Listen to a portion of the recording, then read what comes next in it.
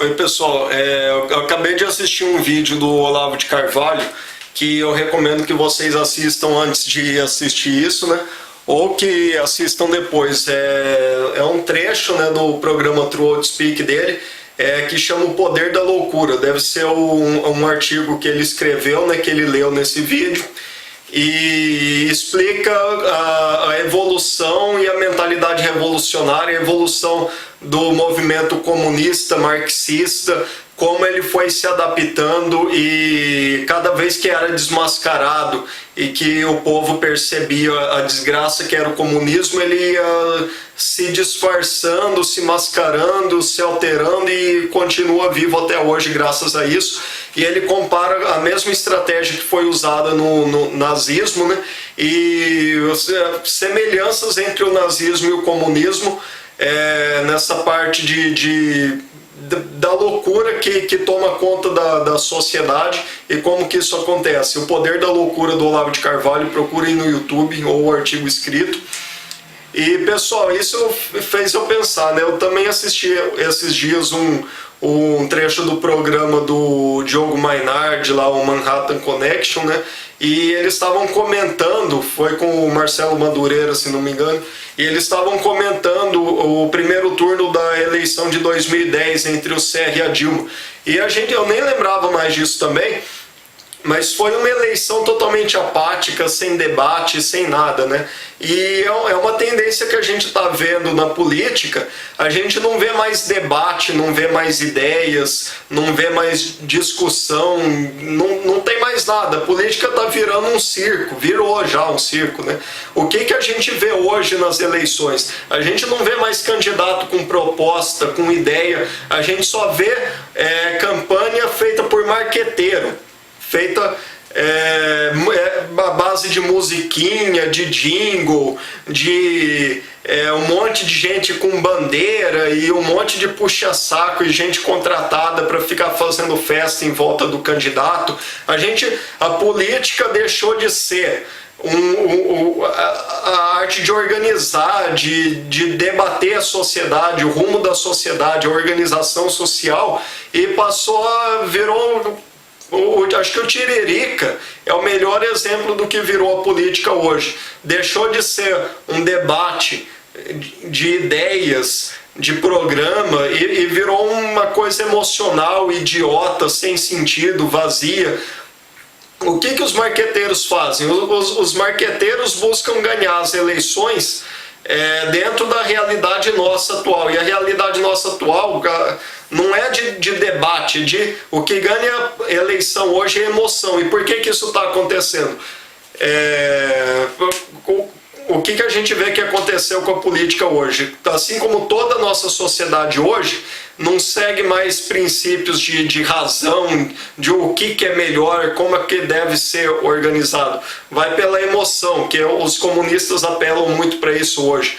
Né? Por isso que o socialismo tá crescendo pelo marxismo cultural, porque o marxismo cultural apela para as emoções, para ideologias que não tem racionalidade, né? Porque a gente vê que todas essas ideologias, essas ideias comunistas acabam se tornando uma desgraça, que a gente percebe isso se analisar a coisa racionalmente, mas eles apelam para o emocional através de todos esses movimentos que eles têm, né, de feminismo, de gaysismo, evitando um debate racional e partindo para o emocional.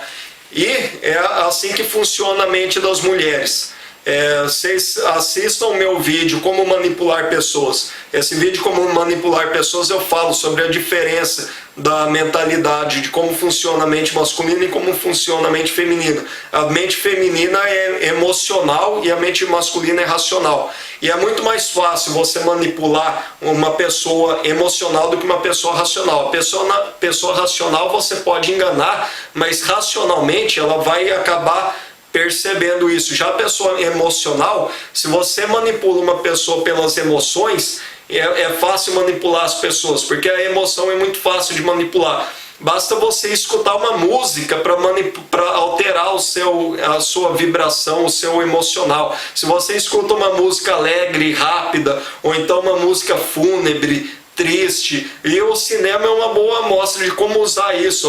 A trilha sonora do filme, a música certa, o som certo para uma cena faz toda a diferença no impacto emocional daquela cena. E a mente feminina é muito fácil de ser guiada, de ser manipulada, de ser conduzida dessa forma, pelo emocional. As novelas fazem isso, o cinema, os filmes fazem isso. Usam o impacto emocional para incutir ideias e para manipular as mulheres com muita facilidade. E os marqueteiros nas campanhas políticas usam isso também para manipular as mulheres. Por isso que hoje, em vez da gente ter na propaganda eleitoral durante as campanhas, durante as eleições, em vez da gente ter o candidato se expondo ideias, expondo propostas, por que ele é candidato, o que ele quer fazer, a gente vê lá um jingle, um clipe musical, aparecendo um monte de gente feliz, sorrindo, com uma música alegre no fundo. Que política é essa? Que merda é essa? Isso não é política. Política é ideia, é proposta para a sociedade de como organizar o país, o estado, o município. E hoje a merda de política que a gente está tendo, do jeito que está, porque os candidatos não são mais escolhidos pelas propostas que tem. A gente não vê, por exemplo, políticos da região sul que são honestos, que são dignos, decentes, são competentes, têm propostas. Olha a região sul, como que é bem organizada a sociedade, tudo funciona bem.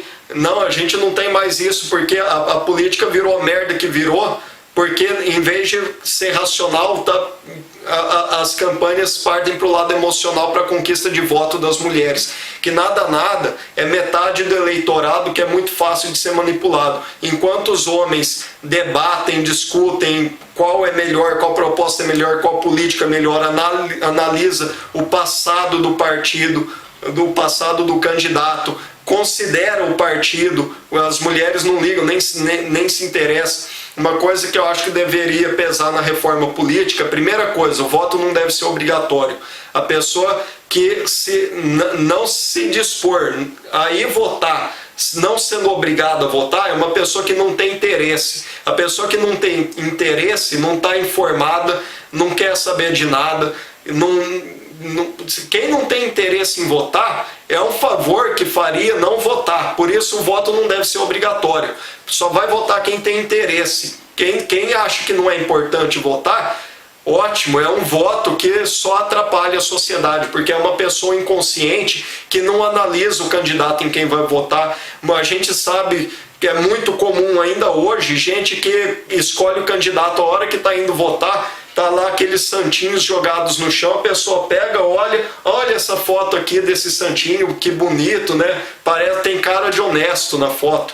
E escolhe candidato para votar e pegando papel no chão. O cara que está fazendo sujeira, que está causando poluição, jogando lixo na rua, jogando santinho na rua, ganha voto de gente inconsciente que não pensa para votar.